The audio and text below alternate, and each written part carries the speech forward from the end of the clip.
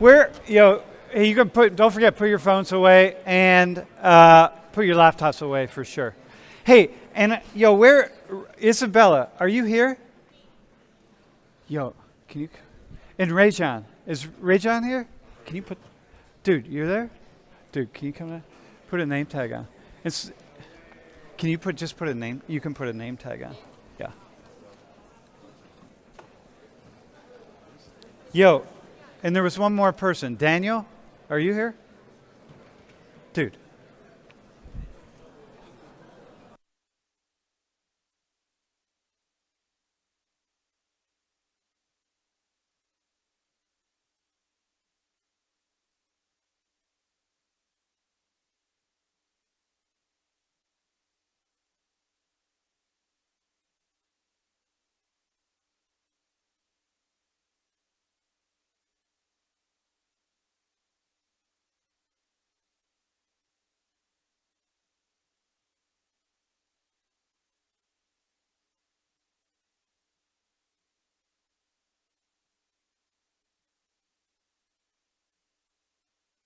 Bro, you can actually you're going to be in the second half, so you can hang out there. Hey, all right, let's go. You guys ready? It's just, you're on, man. It's going to be you too. There was a third person, but now it's just you.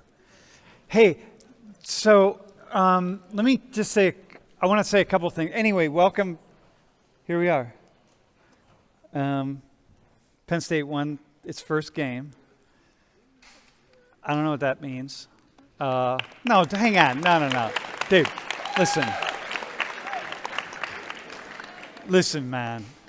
Y'all, right? Whoever clapped, let me just offer you something, right?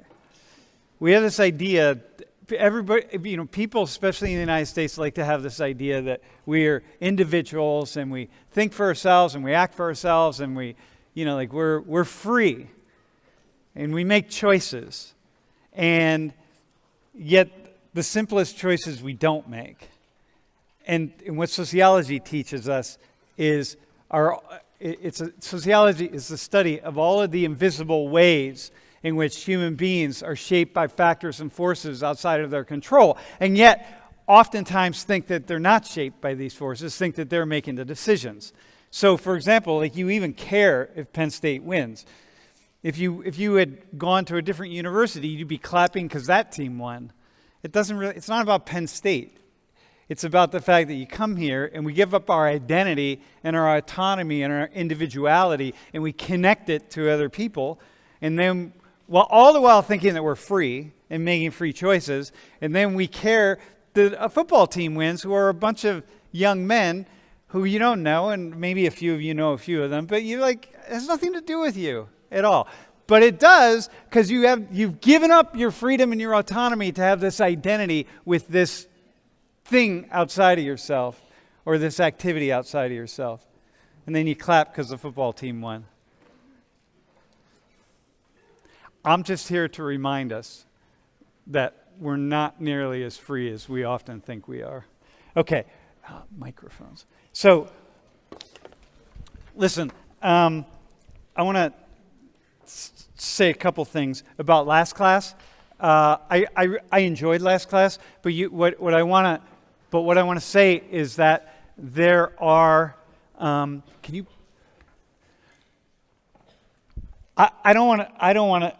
I don't like to be.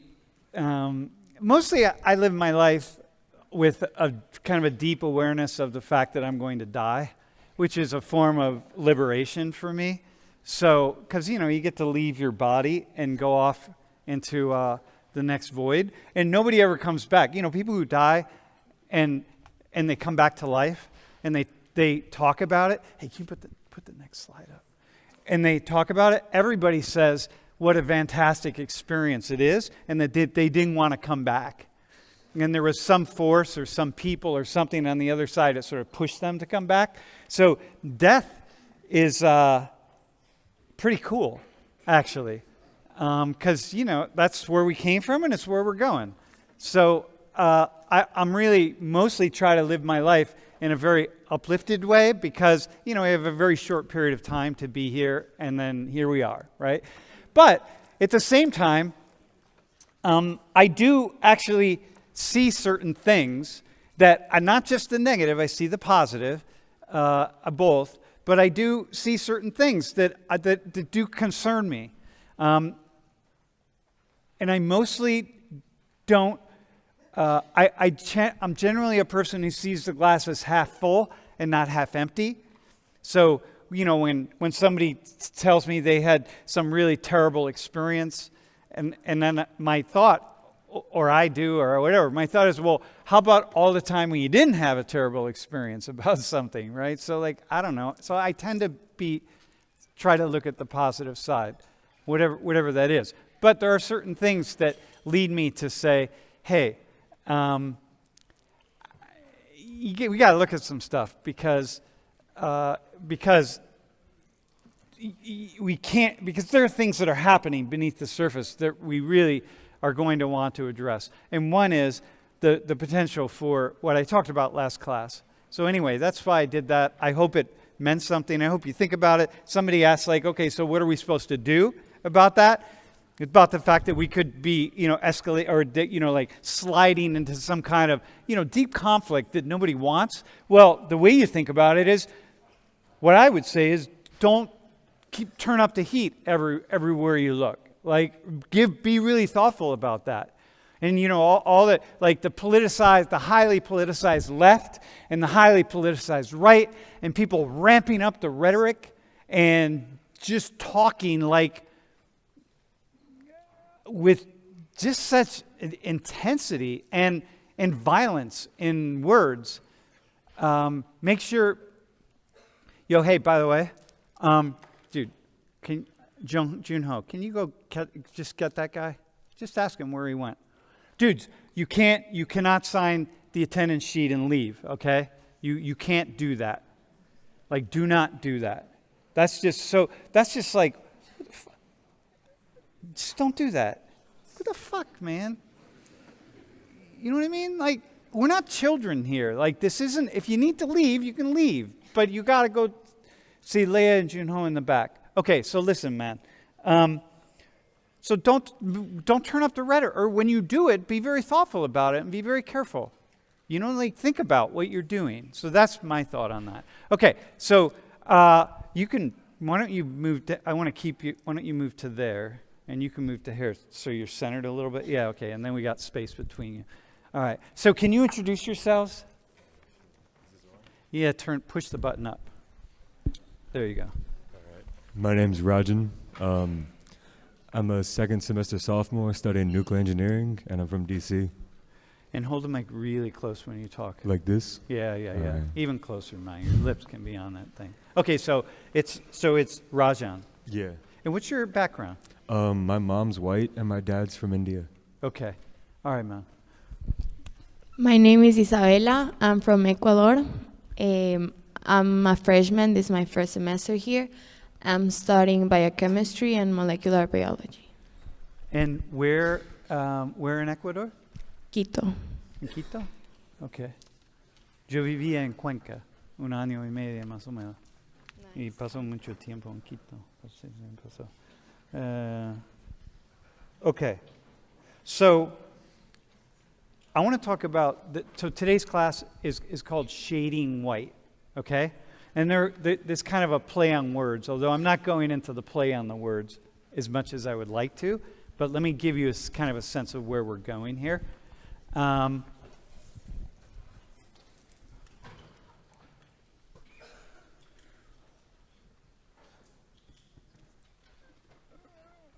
First off, part of the shading white idea is I want to look at kind of throwing shade on white people, okay? Throwing shade on white people. Isabella, have you heard that? Can you explain what that means to her? No, in the microphone, man. There are other people in here who don't know what that means. You can just leave the mic on the whole time. Yeah, throwing shade is when you make fun of someone just because they are, whatever they are. Yeah, throwing shade, it's like these subtle put downs and that kind of stuff, right? So, so there's a lot of, it seems, we live in a world in which, white, it's a little bit of a struggle to be white, right? Like white people, especially, someone said it on the first day or second day of class, especially at a place like Penn State, that's a pretty liberal institution. Most people, I think most professors, most instructors do a pretty good job of keeping their ideology out of the classroom. It's hard, man. Like, trust me. Like, if you can imagine how difficult it is for me every day to stand up here and talk about these issues from multiple perspectives constantly and trying to remove myself from, whatever that would be. Hey, someone's is that you? Yo, someone's leaning up against the light switch, man. So, yeah. Hang on. All right. Cool. So, if you had a sense of, it's really hard. Let me just say that. It's hard to be here and do that. So I think most teachers, what I hear from students, conservative students, liberal students, definitely most people here who are teaching are more liberal. That's kind of a given. And we know that as you move higher up, get masters and PhDs and so on, people tend to become a little bit more liberal. That doesn't mean they got smarter and so they get liberal. It just means that's just kind of what happens. So at a place like this, for white people in general, there is a way in which, white people have this kind of sense of wanting to prove themselves. And so it's just a lot of acceptance of throwing a certain kind of shade on other white people, including oneself. Okay, so okay, so that's the first thing. That's where the title is coming from. So we're going to talk a little bit about that. But the other side is when we talk to mixed race people like yourselves, right?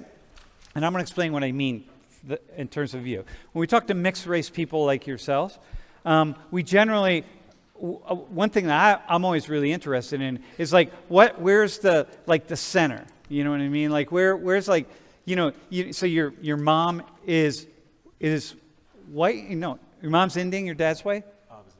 The opposite? Okay, so your mom's white, your dad's from India. You have just mixed blood in you.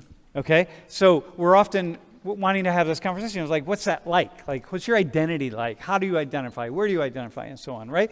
But but we're not doing that today.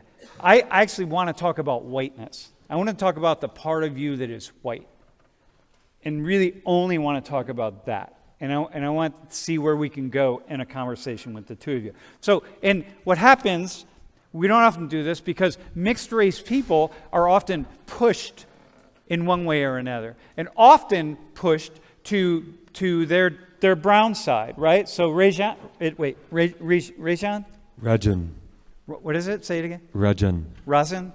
No, wait, hang on. I just turned my earphone on. Go ahead. Rajan. Rajan. Okay, I can do that. I'll forget it in 2 minutes, but Rajan. Okay, so what happens is somebody like Rajan, we see him, and it doesn't matter if he says he's white. If you want to identify as white, identify as white. It doesn't matter. We're going to push you into your brownness, and we do that for some reason. And it's kind of like those of you who are bisexual. The moment you're which is basically everyone in this classroom is bisexual, in my humble opinion, but whatever. Well, because it's not possible to be fully heterosexual or fully homosexual, right? I mean, what the fuck? What does that mean? Because sex. Here, okay, I guess I'm going to have to say this. Here. Dude, make sure you send a text message to your parents saying that your professor just decided that not only are you bisexual, but so are they. All right? But then, they'd have to tune in and listen to what I have to say. And here's the idea. Sexuality exists on a continuum. It's not just about intercourse, right? It's about lots of things. And our sexuality, we express it, we live it, we be it in lots and lots of different ways. It means so many different things. And it's very easy, it's very difficult to not have any sexuality. It's impossible to not have any sexuality that goes out from me toward other men. And if you're a woman, it's impossible to not have any of your sexuality that goes out toward other women. And on top of that, you can have sex with anybody at any time. You haven't been in the right situation to do that. And you can be aroused by and fall in love with anybody at any time. You just haven't been in the right situation for that. And so we know this because we see this all over the world. And so you can be aroused by anything. You know, if you're like, I'm really macho straight, well, I'll find some gay porn for you and you'll be aroused pretty fast. It's like, so what does that mean, right? If your body is aroused, what's your head telling you? Like, no, I'm straight. I can't be aroused because I'm straight. Well, your body is aroused. So follow your body, my friends. And maybe you're actually not straight. And so the idea is that, you know, you may be way down at this end of being straight, but you're not all the way here.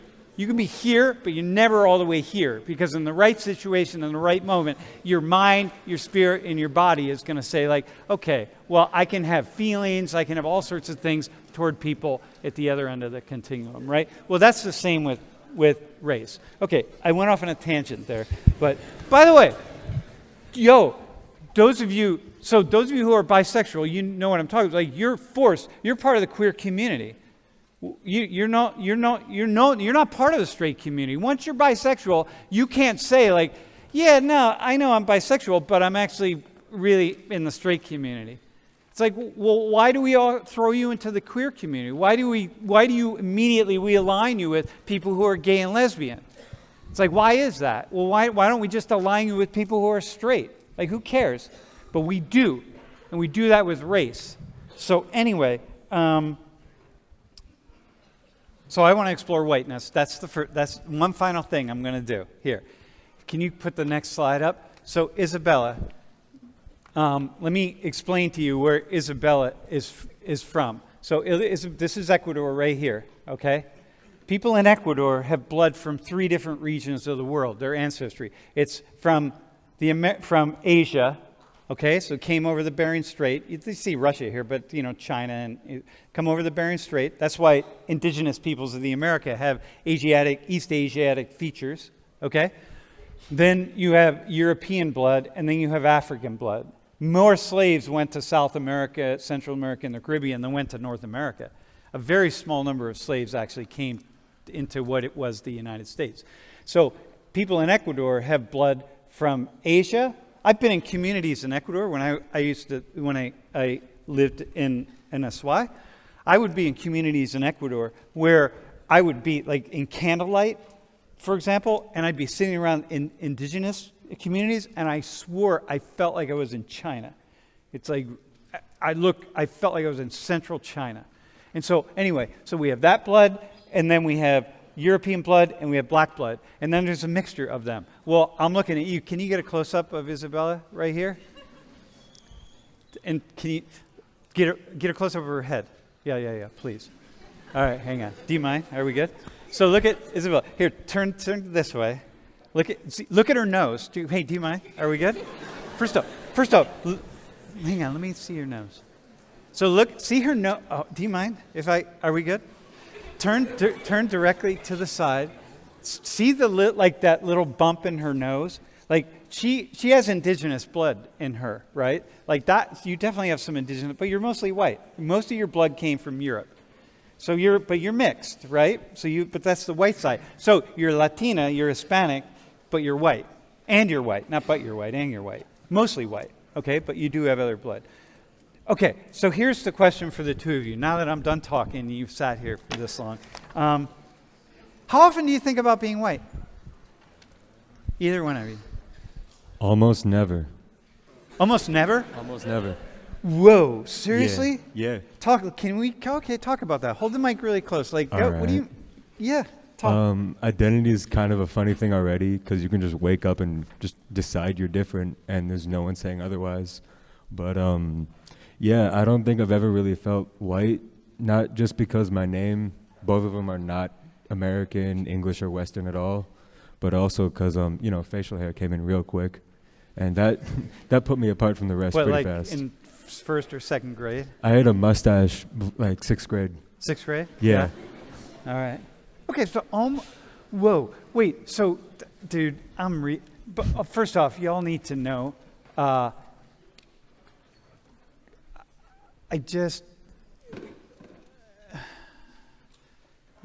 It's hard. It's not easy, dude. Who'd you say is white? Which, your mom or your dad? My mom. Your mom. Yeah. Okay.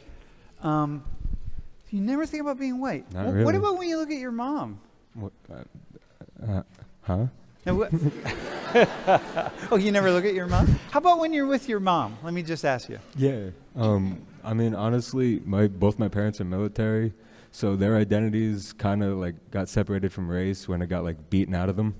Mm-hmm. So whenever I'm with my mom, we'll still go to.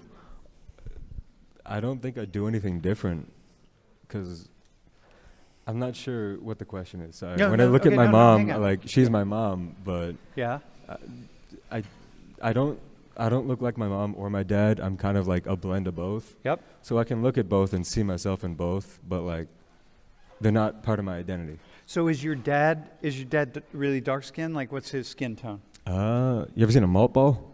No, pick somebody out here. Who yeah, mothball. Oh, wait, a mothball? Did you say? Like, how about that dude right there? Is he darker than that? Which one? Guy in the corner with the sunglasses. No, he's a little darker. Yeah. Dude, darker. No, How about like the dude in the blue shirt? Yeah. Black dude? Between. Right there. No, between them both. Between the two of them? Yeah. Whoa, okay. All right, I got you. All right. Okay, so listen. First off, this is an exploration at this point, right? We're totally exploring here.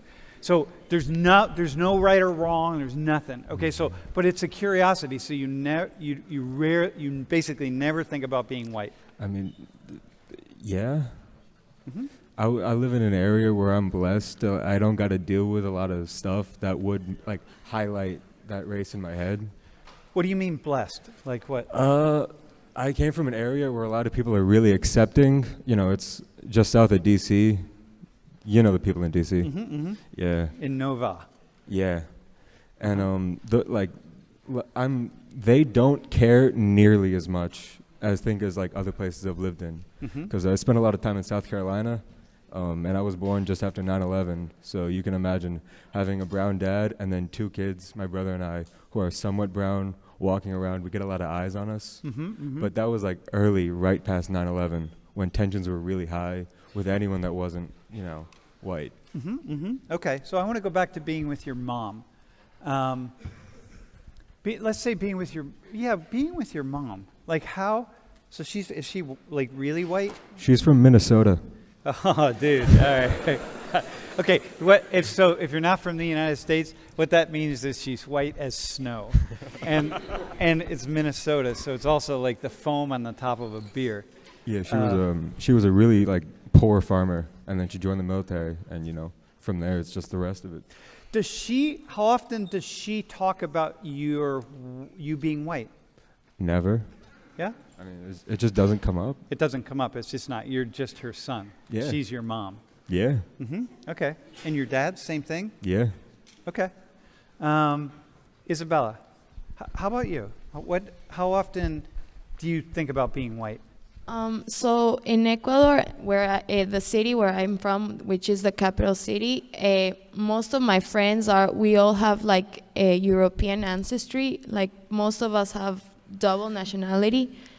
So we don't usually think as white, because when we think about white, it's like, oh, American. We just think we're like mix of Ecuadorian and European.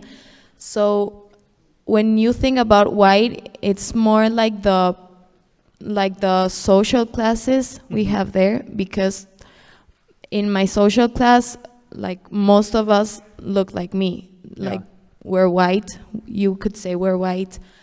But then when you go to more rural areas, you see less white people. So I think it has more to do with your like social class. So when we talk about social class, you're talking about the upper class. Yeah. Yeah. Because you wouldn't be here at Penn State if you weren't from the upper, like, this is Ecuador, y'all, right? Like, so you need to be from the upper class to be able to come to a place like Penn State, unless you got a full scholarship for some reason. But, okay, so so in Ecuador, you're not thinking about whiteness per se, because that's largely like an American concept, but you think about your Europeanness, like your European roots, colonial roots, and so on. Uh-huh. Do you talk about it with you in your family at all? Like, is it part of the conversation, or is it just kind of? It's just there. Like, we don't usually talk about with my family or friends about that. We're all mixes of different parts of the world. Have you ever done a DNA test? No. What I said about your nose? Have you ever thought? Your nose isn't that pronounced. No, I mean, listen. No, but that little bump right there, like, there's just certain, I look at you, and you're European for sure, but I'm really wondering about. I have, like, a direct line from Germany. Yeah. My great-granddad was German, and he came to Ecuador during World War II. Yeah. So I also have, like, a German nationality. Yeah.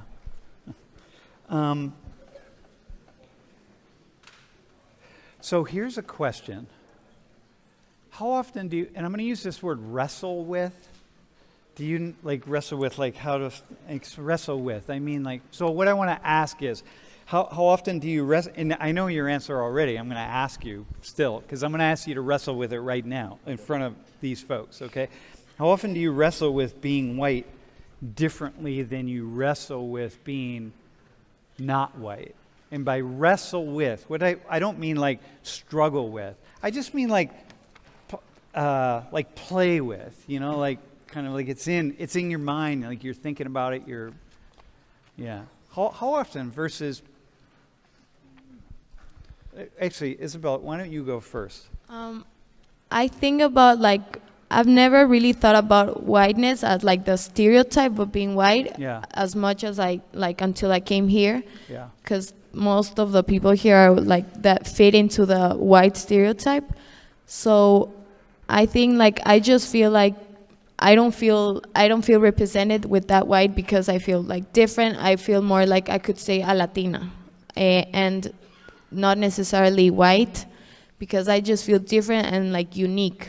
So I don't wrestle that much with it. Okay, so when you are walking down the street here, say like at Penn State, or you're sitting in a classroom, and when you, like, just like, for example, look out over this class, right? When you think about, like, where you fit in this classroom, is there, like, how do you think about that? Like, who you fit in with, who your friends might be, who you might connect with, like. With that, I have focused more than, like, the physical appearance, more than that with, like, language. I've had an easier time with, like, people who come from Latin America. Yeah. So I don't think the physical appearance of, like, being white has been much of, like, a thing for me here. So did you start, when you came to the U.S., did you start thinking of yourself as Latina or Hispanic? Yes, because I didn't think about that before. We were all just, like, similar. Yeah, so you're just Ecuadorian. Yeah. And you're of a particular European class in Ecuador, but here you start getting pushed in. Yes. And tell me, how is that for you? like, what thoughts do you have, or how did that happen? Like, I do feel that, like, I don't know, how could you, like, lead me more to? Yeah. What So do you how? want me to answer? Yeah. It's kind of it's a difficult question. Not difficult, but it's kind of. Sometimes I like to ask questions that are really, really open, just to see where it goes. When you started to transition from being Ecuadorian to being here suddenly, which is just like 3 weeks ago, right? Mm-hmm. To suddenly being Latina or Hispanic, what did that transition look like? So I felt less white, like, because in Ecuador you are, like, me and my social class were, like, white there. Yeah. And here it isn't that much, because there's, like, the Americans which fit into the white stereotype. So I couldn't say, like, I feel white as before. Right. Okay, I got you. And so, and do you feel compelled? Have you felt compelled to identify as a minority here? Like not that much, but I could say so because I do feel different here than. Different. Yeah. Uh-huh. And like Latinos are less than like the American people here, so you could say we are like a minority here. There are fewer people, less than. Yeah. Even though class-wise, you're really in a very different class than a lot of other folks here. So, bro, how about you? Do you remember the question? No. I don't remember it either, so hang on. The question was, how do you wrestle with, and you don't wrestle, so how do you juggle with being white versus being black or brown? Other than you don't, but see if you can go there a little bit. Yeah, the thing for me at least, with being mixed but looking like me, I feel too Indian to be white, but I feel too white to be Indian. Okay. So it's more like you said, juggling, because I don't fit in one category or the other, but I'm a blend of both. Yet I feel distinct from either. Like I feel being pulled in that weird middle ground between the two, because I mean, like I said when I first sat down, you can wake up and decide who you are as an identity, and you're the person that decides whether that's true or not. And so I'm not sure what I want to be or what I am, and I'm kind of just figuring that out as I go. Can you say more about that? Sure. I expect that like no one in this room at all knows who they are. Yeah. But I feel like I have time to decide who I am and who I'm going to be. So I'm not in a real rush to figure out what race I am, like who I like, what I do, whatever. I'm just trying to see what I like. What culture you want to embrace, right? What identity you want to embrace, that sort of thing. So here's a question, right? What do you know about white people what do you know about what have you learned about white people and whiteness? Like 2/3 of white people do not know how to cook. Okay, go ahead. All right. Keep going. I learned just like when I think about whiteness, like let me help you on. Let me just say something here, right? You know, one thing that is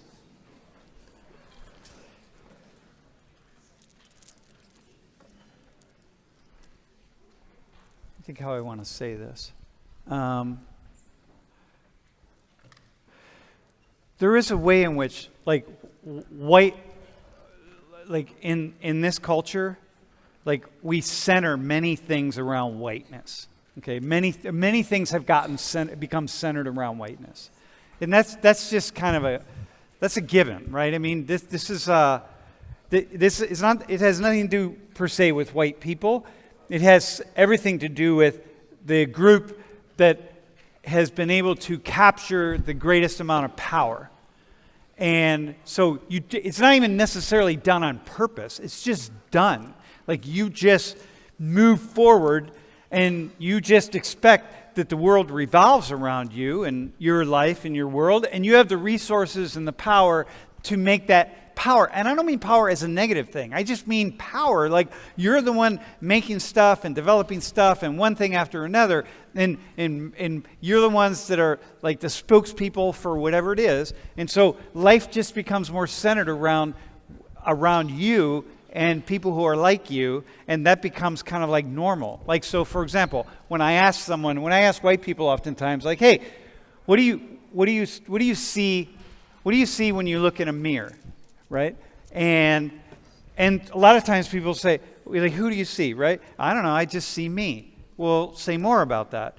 Well, I don't know, I'm just like normal. It's like, wait a minute, what do you mean normal? You know, it's like you don't even get beyond that, you know what I mean? And so the issue is,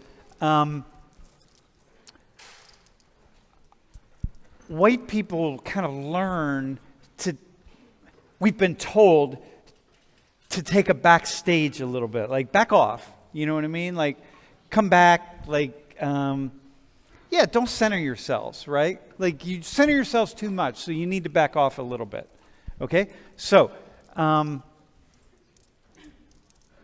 think I want to kind of go there a little bit, right? Like how is that, or what is that, or how's that make sense? Can you walk us through a little bit about like what you see about white people? Yeah. So in my head, I've always, whenever I've talked to my friends about identity and stuff, I've found that like the general consensus is that white feels like an unconscious standard that people think in America. Like even in communities that are mostly minorities, like it's, if I talk to them, some of them will still look in the mirror and be like, I'm Chinese, I'm Japanese, I'm half Korean, half, you know. But, and then when I talk to white people, like my white friends, they're just them. It's like it's grown as a standard. Like they're just them. They're just, quote, again, I'll use that word normal. Mm-hmm. I'm just normal. Yeah. Like whatever normal is. Uh-huh. And it's like, if you're the center, you're the standard, and everything else is around you, there's no real way for like any complementary or equality. If you feel like if someone is half white, half not, and they look in the mirror and they'll see something that's half normal, half not. Yeah. Like, how is that going to make you feel? Okay. When you don't even know who you are. Yeah. Okay. Yeah. Interesting. Yo, dude, interesting insight. Isabella. Yes, I also wanted to say about like stereotypes that like white people fit into with like in our present day there's so much like social media and everything becomes universal, like you have access to everything, so there's that like white stereotype that you think about like, oh, USA and like Americans, so it's like very like a blonde person with like, I don't know, shorts, sneakers, and like it's that stereotype. So when you, from the perspective of Ecuador, when you all think about this, think about you and your friends, you and your white friends, right? You and your white friends in Ecuador, right? That sounds so funny. Dude, does that sound so funny? Isabella and her white friends in Ecuador, but that's essentially what it is, right? Okay, so you and your wife, when you think about the U.S., what's this classic kind of American, like who are you thinking about? It's like, well, I don't want to be like mean or anything, I just want to talk about like this general stereotype we have. It's like a person who's like from a small town and they think like America is like everything, like the best. And that it doesn't get better than that. And it's just like we usually think about that stereotype as like people who are like ignorant to the rest of the world about other people and like other races too, which they just think that's normal, like that's their stereotype. Yeah. I got you. Huh. What do you think of white people when you think about the U.S.? Yeah, usually. Okay. Yeah. Which is interesting, right? Because increasingly growing numbers of representatives of like in media and so on are not white people. Yeah. Like, you know, actors and performers and musicians and this sort of thing. Huh. All right.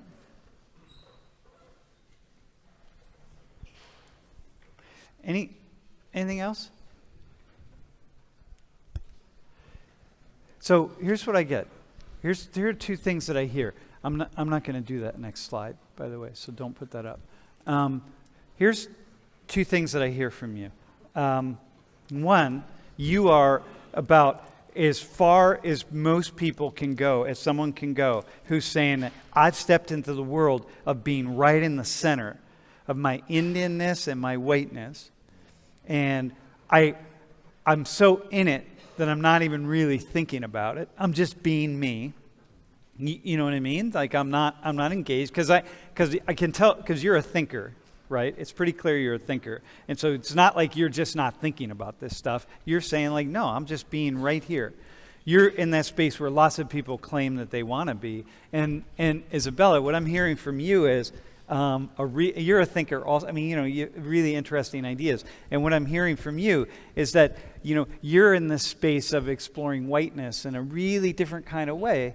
And it's a way that maybe people here in the United States could think about exploring, but we don't. Like, we have a very kind of narrow way of seeing whiteness.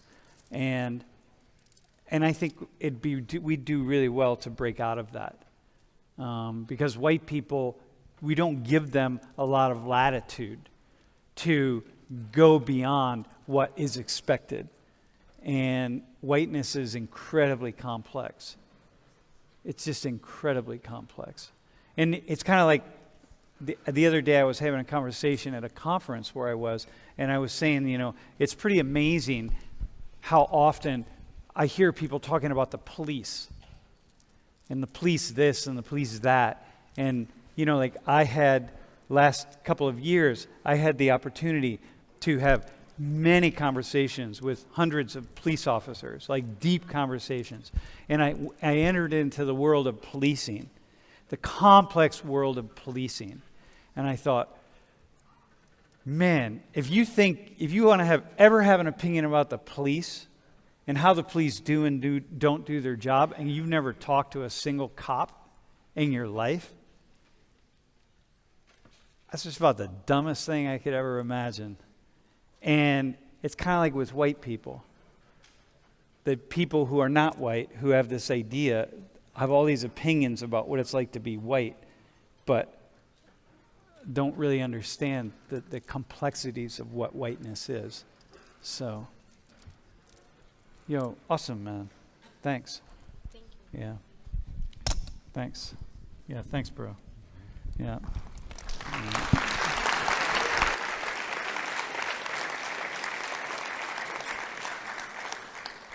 Dude. Yep. Let's go. And who's the other guy? Daniel? Dude, you're on, man. You have one more?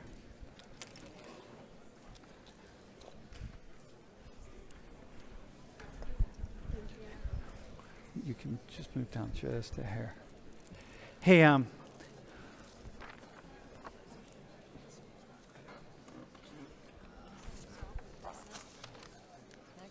yeah, that'll be next.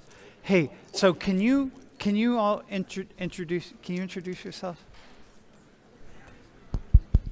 My name is Devin. I'm from Philadelphia, Pennsylvania, and I'm a senior here at Penn State. Mm-hmm. Yeah, just push up. Hi, everyone. My name is Maya Haywood. I'm from Vienna, Virginia, which is in Northern Virginia, and I'm a fourth-year biomedical engineering major. Uh-huh. My name's Daniel Majorana. I'm a sophomore from Baltimore, Maryland, and I'm majoring in broadcast journalism. All right. So, are you mixed, by the way? No, I'm not. Okay. So here's the thing. When you guys hear conversations about white privilege and white supremacy, what do you hear? What do you think about? Dang it, we'll go with you, man. I mean, people usually just bring up white privilege, and I don't know. I live in a privileged area, so I hear it a lot from, I guess, other races other than people of my color. They're not usually like saying anything bad. They're saying how it is, and they're saying how they see it. And usually there's better areas like where I live. Near Baltimore County. Baltimore County is not the best area, but then where I live, it's a better area. So people make those differences, like real world differences that I agree with, but I mean, I don't argue with them. I just witness it how it is. So what's it mean though? So in other words, do you see yourself as privileged? Yes. What's that mean for you? Just means I have it better than other people, and I just accept it. What's it? That I may have more money than other people. Okay. I may be living in a nicer area than other people. Okay, so privilege for you. the way this conversation gets defined is that privilege is about resources and about like money and a house and opportunities and this kind of thing. Maya, how about you? I haven't obviously benefited from white privilege, but I do see it. Like I said, I grew up in Northern Virginia, which is a predominantly white area. And so I get to not really experience it, but I get to see other people exerting it in everyday life that they don't really realize or recognize. But I can recognize it from my background and my experiences. So what would it mean to benefit from white privilege for you? Like, for like skin color or? Yeah, it's just what would it, you said, yeah, I haven't really benefited from white privilege. So what do you mean by that? But I haven't really benefited by it, or I've been so I think for myself, I am lighter skinned compared to a lot of other black people, and I do recognize that. I do benefit from it because when I'm in more like white environments, a lot more people will come up to me than to my friends who are of darker complexions, and they feel more ready to be open and more friendly with me, and be willing to give me more, not information, but willing to talk more. Just engage willing more. to engage, yeah. So you have benefited from white privilege? Yes. But since I'm not white, I'm not getting the full privilege. But since I am lighter, I'm still benefiting from some of it. So what would full privilege look like? So I think full privilege would be, so I went to, I don't know if you've ever heard of this, but George Marshall High School in Vienna, Virginia. So like the population, I think, is 50% white, 30% Asian, and I think 2% black. And so I've grown up a lot around like white people, and so growing up around them, it's more like, it's not, I think a lot of it is you're not, it's unapologetically going after more like what you want or what you think is yours. And so you don't have to think about other people or your circumstances or surroundings. It's more like you're not as inhibited as someone who's kind of more raised with you're kind of, because I'm kind of raised with, some things will limit you because you are a woman, because you are black. Yeah. But with having white privilege, it's one less thing limiting you. Okay, so hang on, I'm just going to push on to something here.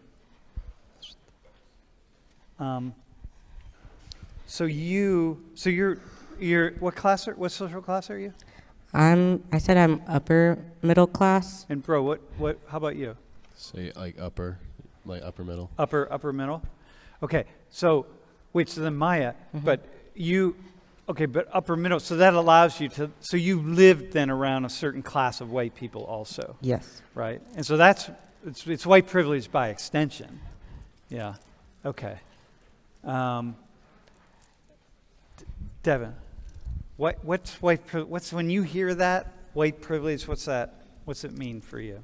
To me, it just means that like my skin color in and of itself does not make my life any harder than someone who is a person of color. Like I will never question if something bad happens to me, was it a result of my skin color? I hope that makes sense. Well, yeah, except that things could happen to you that you could like maybe not get a job or something because you're white. Like someone's getting like, yeah, I can't hire you because you're white. We need more black and brown people. There are all sorts of things that could happen to you. I just want to push on that a little bit. I mean, from my perspective, I grew up in Philadelphia, so I do hear like both sides of, I guess, the white privilege thing from white people. I mean, like there are white people that I know that grew up with not a lot, and so they think that they can't possibly be privileged. Well, okay, hang on. Let's go with you though. Okay. So you identify as lower. Yeah. Growing up, I was lower middle class. Now I'd say I'm more working class. Okay. Family. Okay. So, but is that? Wait, hang on. You're upper middle class. Lower middle class. Yeah. Lower middle class, working class, right? Can Maya? Wait. Do you have more privilege than Maya? Dude, she's living in a really sweet neighborhood, by the way. But I do have white privilege. Would I say that her life is privileged in other ways? I'm sure. But her skin color versus my skin color, I will always get the upper hand. Always? I'd say so. Do you agree with that? Daniel, do you agree with that? She's always going to get the upper hand over Maya? I wouldn't say always, but usually yes, with being white. Maya, do you think that? I think yes. I mean, I'm not sure what her. I think it depends on if it's what the situation is, but I think in most cases, yes. Yeah? Huh. So listen, let me just say, I want to say something about where I'm going here, right? For me, as an instructor, we like throw these terms around a lot, like white privilege and white supremacy and whiteness and white this and white that and whatever. Like white people just have power, and white people are special, and white people whatever, right? And then I'm like, I'm gonna just sit in. I'm gonna just take you, and I'm gonna say, all right, let's just put you in the lower class for a moment, okay? So you're gonna be a representative instead of lower middle class, working class. I grew up in the working class. So, like, I'm there on that. So, like, but I'm going to just hold you there. But, like, look, the way I see it is, like, these two right here, Daniel and Maya, they have some things. Like, if you went to their neighborhoods, right, because I know where y'all live, right? If you saw the cars their family drove and their neighbors drove, and this kind of thing, and do you think if you really saw that, and let's pretend for a moment that Daniel isn't white, that he's black, because dude, first off, you do understand, there are black people in this room who are rich, like rich, man. Y'all know who you are, and maybe at some point you'll come up here later in the semester, but like, come on, man. Maybe Maya is one of them, but the point being, like, I just want to open this conversation up a little bit, right? Like, how do we get to this place where it's just automatically assumed? Like, dude, imagine where Maya lives for a second. And you're sitting here going like, yeah, but I have this privilege. And I'm like, dude, go home with her over Thanksgiving break, man, and come back and report back to us. Like, I don't know. What do you? I think because I have been exposed, like my roommate, he's from Colombia. He drives a Benz, and it's like his prized possession. So Colombia, the country of Colombia? Yeah. Okay. So he has always been somebody that I look up to in his work ethic and whatnot. But I still feel that on the topic of white privilege, it's intrinsic to my identity. You know what I mean? Like there is no, like my social class and my social upbringing is not readable when I walk into a room. What is readable is my skin color.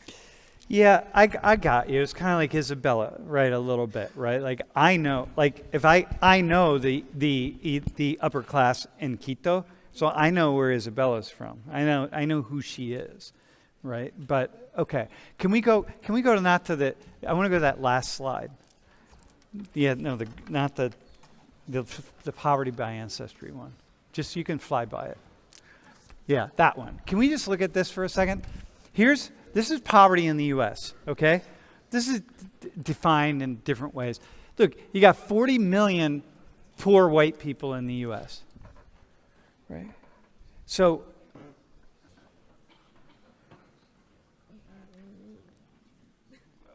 what's their privilege?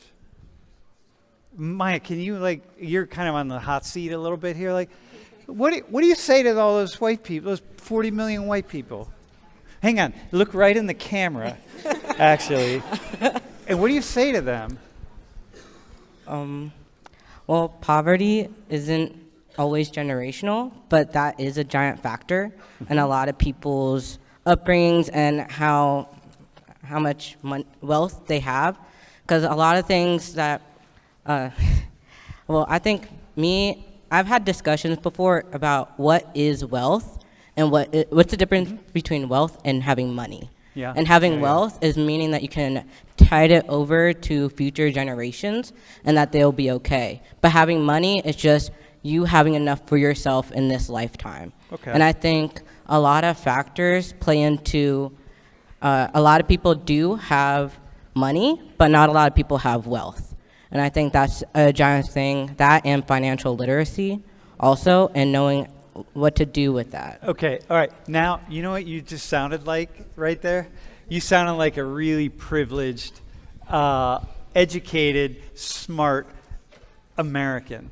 Forget about the fact that you're black for a second. You sounded like a privileged American in that response right there. But here's what I want you to do. I want you to look into the camera, and I want you to talk to 40 million white people who all have white privilege. So, hang on. White people. 40 million white people. Y'all have a shit ton of white privilege, and no matter what, when you walk into a room, your whiteness is gonna get you things. Like, people are just gonna throw shit at you because you're white. You know, and that's how it works. But Maya right now, and Daniel and Devin, they're gonna talk to you and tell you how you should think about all that white privilege you have. Okay? All right, so go ahead, man. What are you gonna say? I'm not really sure I understand the question. Well, you got it. Good. Here, I got it. Oh, hang on. Here you go. You ready? Hold on. I'll do this. Here's the question. Dude, I'll just sit right here. So I'm one of those white people, okay? And I'm going like, man, the fuck? I have privilege? Like, I can go see the doctor. I can't do shit. I'm poor, man. I'm working 3 jobs. I'm barely hanging on. And like, where's my privilege? Just being white? Like, where's my privilege, man?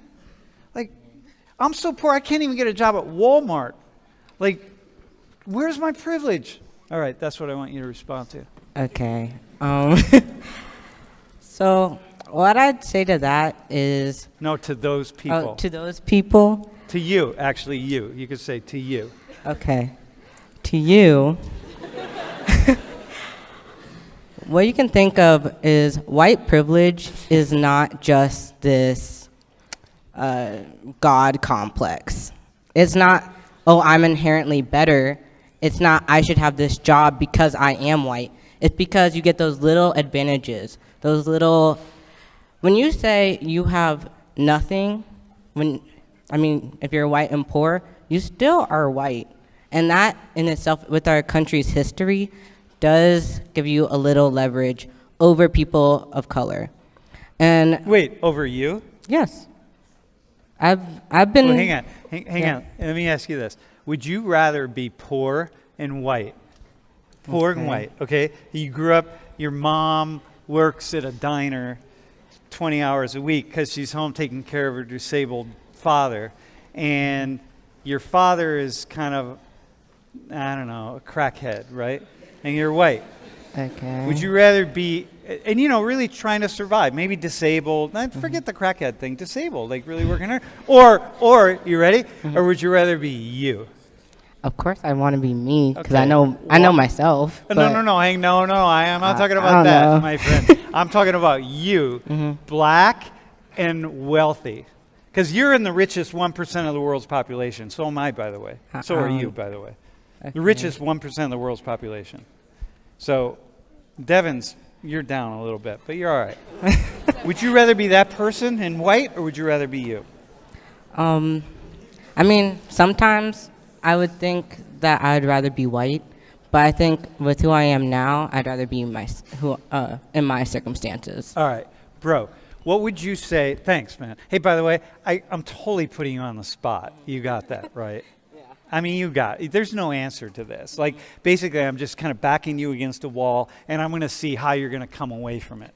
But, dude, how about you? Like, what are you going to say to all your white brothers and sisters out there who are really poor?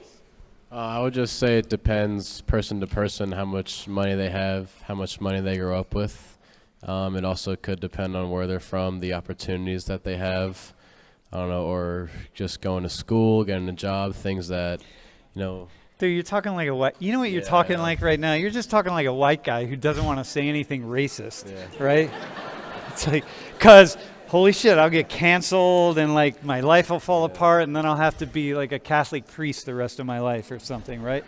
Just seeking alms from the poor. Look, is that what priests do? Do they do that anymore? I don't think they do that. All right, dude.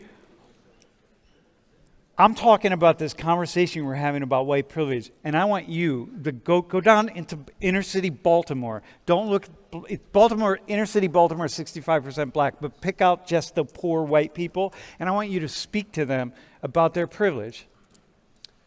Compared to all the rich black and brown people, including in this room, by the way.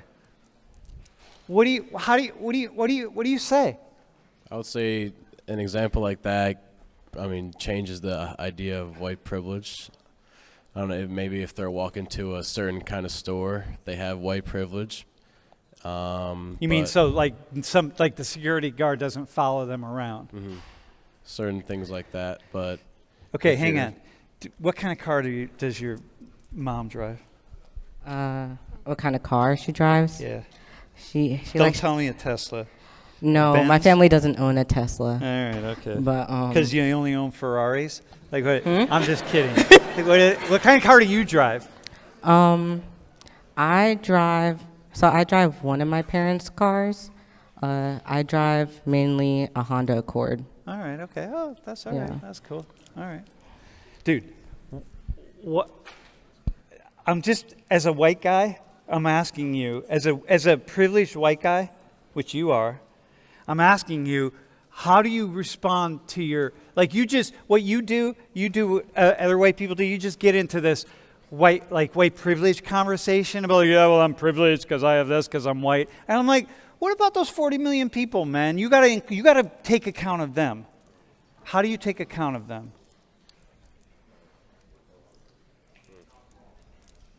I mean, I guess the less wealthy white people, they still can have some white privilege, but they have the thought in the back of their head that there's people like their same skin color that have more privilege than them.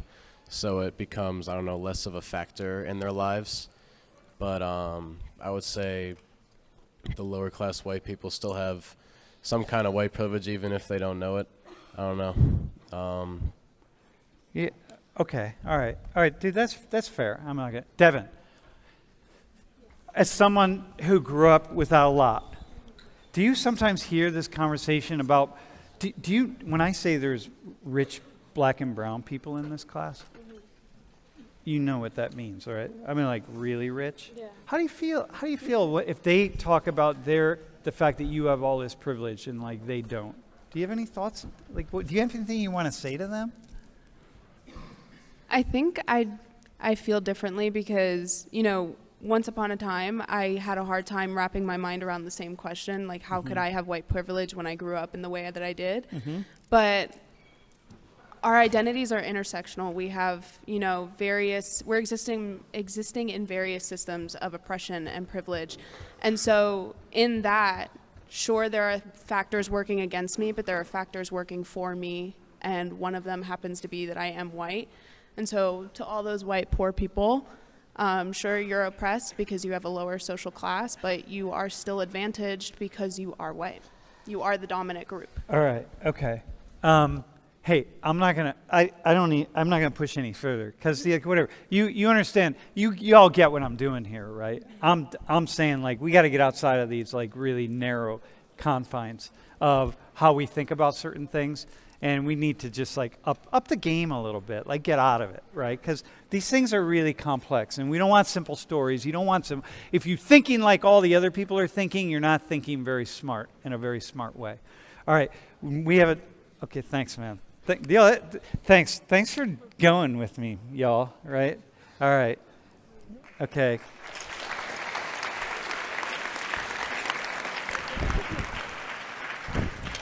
All right. So listen. This guy right here, dude, introduce yourself, man.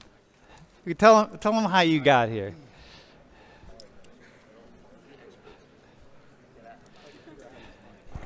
Hello, testing, 1, 2, 3, 4. My name is Quadjo Osei. So, how did I get here? Was by sitting in you guys' seat 15 years ago. So, ultimately, I graduated in 2008. I was a Soc 119 TA. This guy, I mean, just sitting in this class, like, you guys know how big this can be, and this guy is, I mean, like, I'd ask for a round of applause on all this guy's hard work, because what he's done in even just the past 15 plus 30 years has been amazing, and it's only growing. So, yeah, and But bro, you're I was amazing, part of the man. conference. So Quadjo, Yeah. so you know, we have these students in our lives, right? They come and go, and you know that in here, some of you, if God willing, if I live long enough, I'll know you in 10 years and we'll be connected. This guy's just one of those really special people. Yeah, bro, you're a special person. Man. like yourself. I think everybody, because we were talking about that even at the conference this weekend, is what is that in everyone who takes this class? There's that silver lining, that theme of. But some people take the class and they don't go that extra step, and some do. Sure. And so what I want to know is, what do you do right now? By the way, tell the class where. So yeah, I graduated in film and video, so that's technically what I do. Out I mean, in I'm LA. like, out west, but I'm like 37, so like, what does that mean, right? That means you're 37 years young, man. Yeah. but, Tell you me what. So you get what I'm doing here, right? Like I'm provoking, I'm prodding, I'm trying to like push people outside to think bigger than the bubble. Tell me why this stuff matters out there when you get to your age. Sure. And Sure. Yeah. Why does it matter, man? I mean, so ultimately, as far as everyone who's taking this class right now is essentially a waterfall is going to open for you. And essentially, once you walk across that graduation stage, you're no longer going to be force-fed education anymore. You guys are going to have to educate yourselves on everything. So what's happening in the news and blah, blah, whether you're going to look at it from the right or left or whatever, you're going to have to do the research yourself and come up with your own opinions. And so ultimately, if you want to stay connected and you want to have a valid viewpoint in this world and the contributions you want to make, it is up to each and every one of you as individuals, because Sam's not going to be there. No one's going to be, it's up to you. Your parents aren't going to be there. Yeah, No one's you're going to be there. have to plug yourself in and figure out how you view the world and what it means to you.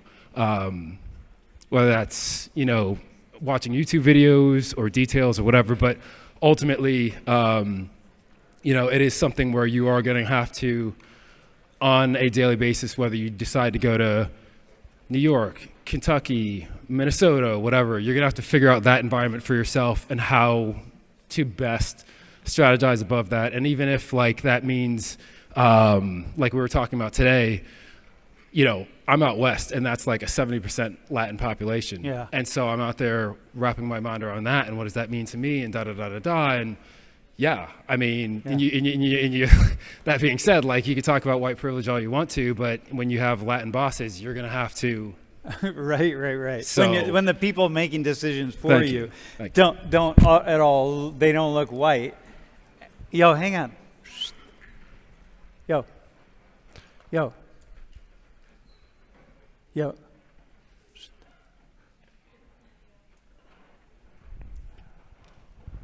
Yo, excuse me. Yo. Thanks. Right here.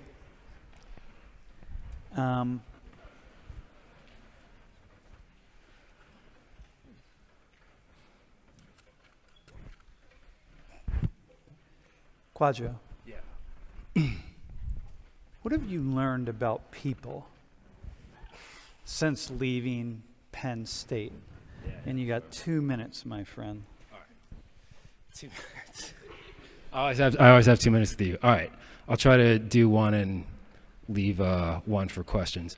So ultimately, as soon as I walked across the graduation stage in 2008, I experienced real world racism for the first time. Here at Penn State, if someone's racist, you can take it to the school counselor, they get reprimanded or whatever. Out in the real world, New York City, if people are racist, there's no counselor to reprimand them. It's just that they're racist and you have to swallow that pill. And that's pretty much every ethnicity, every racial group. Ultimately, behind closed doors, you come to realize that every ethnicity behind closed doors at the dinner table, are bigots. And everybody talks about everybody. Asians talk about whites and blacks, and Latins at the dinner table, and Latins talk about Asians and blacks and whites. So ultimately, behind closed doors, everyone's unfortunately, or fortunately, because at the end of the day, they could just be cultural observations. It's not necessarily a bad thing.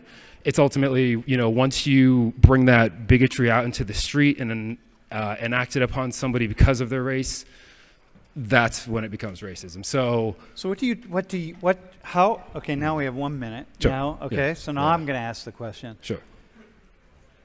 How have you dealt with that as Quadro? Well, this is what you were training us to do. So this is what he's doing for you right now. As far as taking this class, he's giving you the tools to adjust that. And so ultimately, for me, it was tough. I'm a very sensitive dude. I hail from Columbus, Ohio. I came from an all-white neighborhood, and people were super, just like you heard, very, very positive to me. But ultimately, once you deal with real-world racism in New York, even just microaggressions like people checking their wallets every time you walk by, or women grabbing their purse when you walk by, or my parents, when they visited me in New York, couldn't even catch a cab, and they're doctors and teachers. And so ultimately, how do you adjust that? And it was tough. I even had to make a song about it. And, but for me, I do my research again. So again, if I'm, say, you have Latins or whatever, and you don't understand this group or that group, you do your research and you try to understand more about each culture, taking the onus on yourself, understanding that from this gauge that everyone's a bigot. So it's kind of a thing where, you just have to Somehow learn it works. about them. Well, you have to learn their history. I think if you learn the history of everyone, you could find out where they're coming from. Dude, thanks, man. Hey. Dude, thanks.